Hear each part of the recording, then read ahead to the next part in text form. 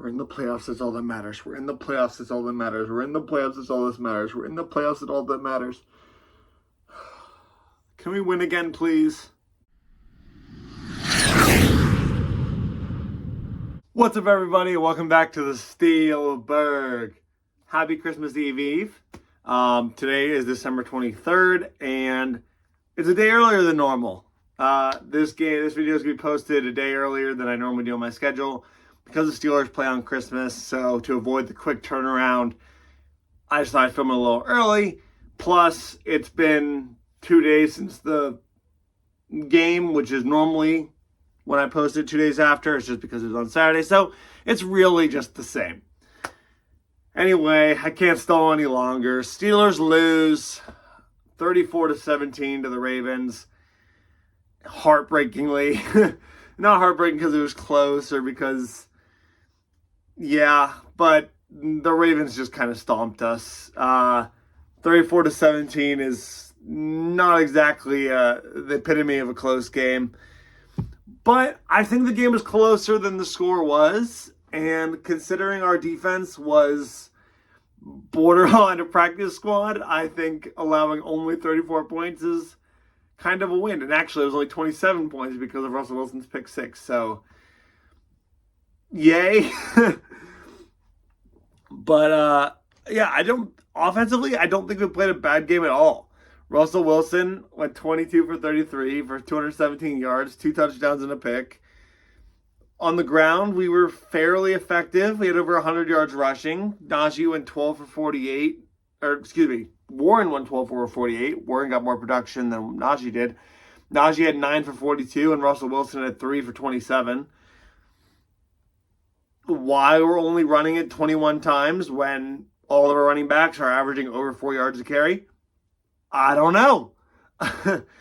I mean, I suppose we were trailing for a solid part of this game, but you Wilson throwing 33 times compared to us only rushing 21 times. Like, I feel like when the rushing's working, it should be flipped, right? Like, if we're getting 4 yards a carry, we should probably be running the ball a little more. The key point with Wilson's performance there is that one interception. Obviously a costly one. It led to a pick six, which kind of put this game out of reach. And the fumble. Russell Wilson's fumble that you guys all saw my video on. The infamous slide video.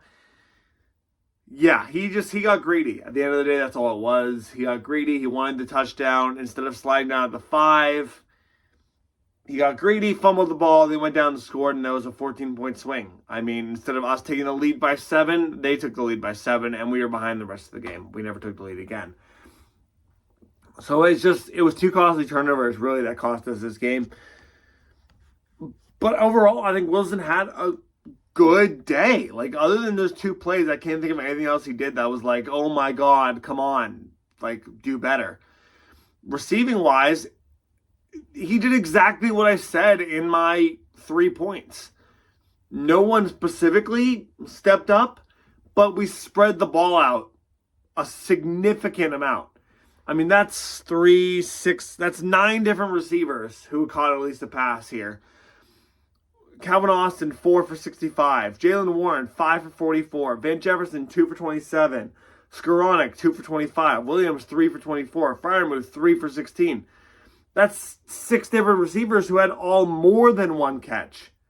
And all of them for more than 15 yards. Like, we didn't need a huge performer. Like, without George Pickens, we knew it was going to be tough. We didn't need another George Pickens on the team. We just needed somebody or a lot of people to step up and fill in that role. And I think we did a really good job of that. Particularly, I want to point out Calvin Austin, who had a fantastic game, caught a couple balls in the middle of the field. He did not get into the end zone. Those honors would go to Cordell Patterson and McCole Pruitt through the air. But I think he had a really, really good game. And he's not my player of the game. However, he did play really, really well. But yeah, at the end of the day, those turnovers were the swing. I mean, that's really what lost us this game is those 2 turnovers, because, I mean, that's not only is it a 14-point swing from the fumble, but it's a 14-point gain for Baltimore with the pick six. That's 7 points, and 7 points off the fumble. So that's 14 extra points going to Baltimore. And the pick six was obviously on one of our offensive drives. So think about it, that's a 28-point swing, because 14 of our points went from us to Baltimore. Now, that's a little bit of a stretch, because it could have been 10 points, could have been whatever if we kick a field goal there. But I have very little doubt in my mind that if Wilson slides at the 5-yard line, we score a touchdown there. Our red zone offense was good the first drive, and I think it would have been good again. So that's 7 points. Then say we only get a field goal on the other drive where Wilson threw the pick six. Okay, that's a 10-point swing. 24 Steelers. If those 10 points go our way instead of theirs. Now, you can say ifs and buts and whatever all day long, because at the end of the day, it didn't happen. The final score was 34-17 Baltimore. Fine. It is what it is. We lost by 17 points. But, like, it just shows those mistakes add up. And onto our defense. So, defense / Ravens offense. Like I said, we are playing a practice squad defense on the field. We were without Dante Jackson, Deshaun Elliott, forgot his name, Deshaun Elliott, Joey Porter after the first quarter. TJ Watt was visibly injured. That's a significant amount of our secondary. Minkah Fitzpatrick is not his old self. That's basically a loss, although props to him, he did have a pick in this game. But we were without 4 of our top defensive players, or 3 of our top defensive players, and 1 was battling an injury during the game. No wonder they threw on us so well. No wonder Lamar Jackson, who I don't think of as a very good thrower, was able to throw on us so well. Lamar Jackson, 15 for 23 for 207, 3 touchdowns through the air, and 1 interception. The media loves Lamar Jackson, right? They're going to boost his ego whenever they get a chance to do so. 2 of those 3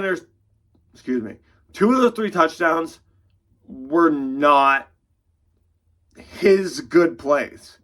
He had 1 good throw, and that was to, I'm going to have to look. I don't remember who all of his touchdowns were to. It doesn't really help. I think it was Bateman in the back of the end zone. He put up a fade ball, and in the back corner, it was a nice toe tap. That was a beautiful throw. There's nothing the defense could have done about that. That was all Lamar. Even a broken clock strikes right twice a day. However, his other 2 throws to Mark Andrews and Isaiah Likely were blown coverages. Throws that you or me could have made. Throws that a blind squirrel could have accidentally bumped a football into the air, and one of them would caught it before one of our defenders would. There was no one within 5 yards of them in any direction on both of those plays.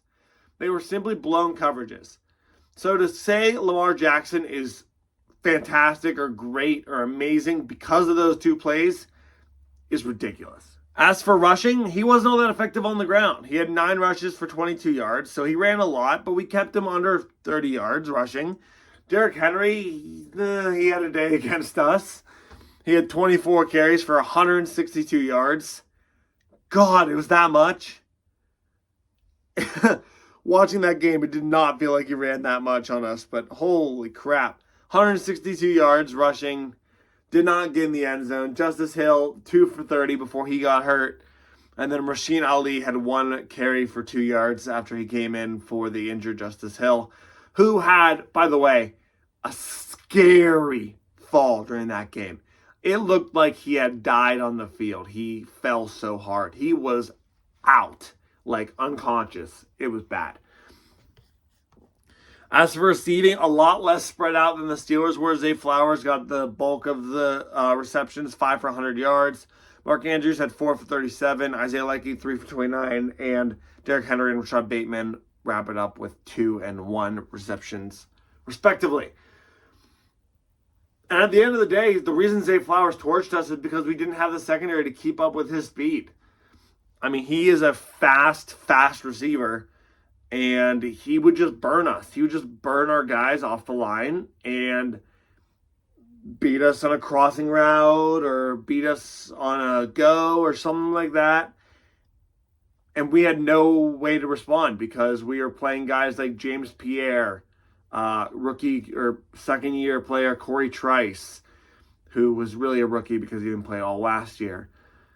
Beanie Bishop, who is good, but not number one corner good. Like, who's our number one corner out of that group? Beanie Bishop. I just said his name. Beanie Bishop, Corey Trice, and James Pierre. Who's our number one corner in that group? Probably Pierre because he's played for so long. But when James Pierre is your number one corner, that is bad. Another thing I want to talk about is luck. Luck played a huge role in this game today. The Ravens fumbled the ball 3 times during this game. Twice on the same drive on their first drive of the game. Lamar Jackson got strip sacked by Alex Highsmith. And then, I don't know who the returner is. I don't even know if it'll say it on Google. Desmond King, it does say it on Google. Fumbled the punt.